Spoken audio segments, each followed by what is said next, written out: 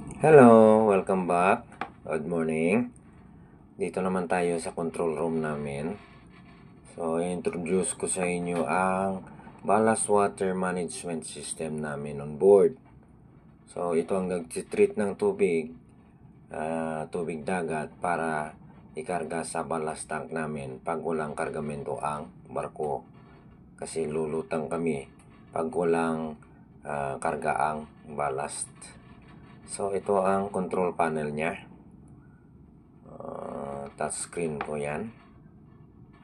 So, bago ang operation, isi-set up muna yung mga valvula sa baba, pati yung bomba from ballast pump papunta doon sa filter niya. So, ito ang UV reactor niya. Ito ang nagtitreat sa tubig.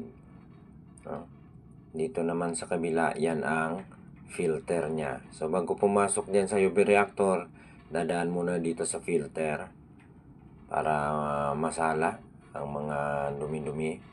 Then, ititreat na ng UV reactor. Ito naman yung filter wash pump.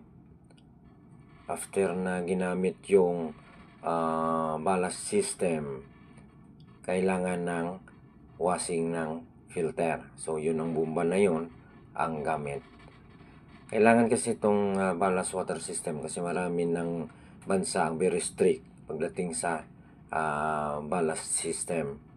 Kasi ayaw nilang mahaluan ng tubig dagat nila ng maruruming tubig na galing sa barko, yung karga ng barko.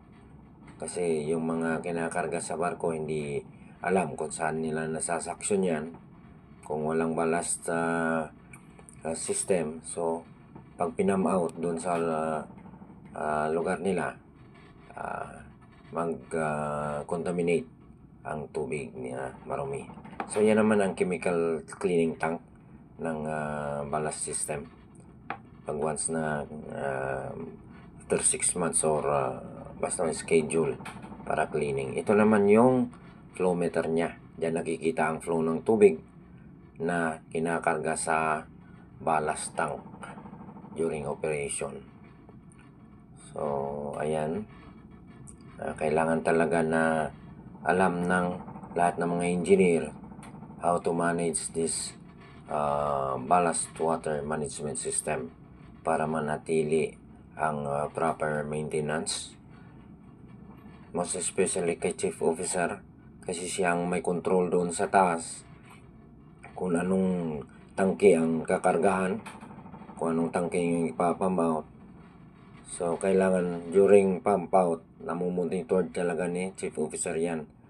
Kasi very sensitive itong system.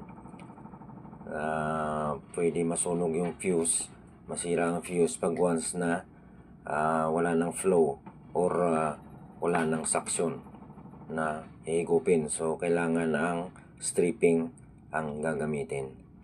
So, ayan na guys. Thank you for watching. Sana naman makabigay ng kalaman sa inyo. See you on my next vlog.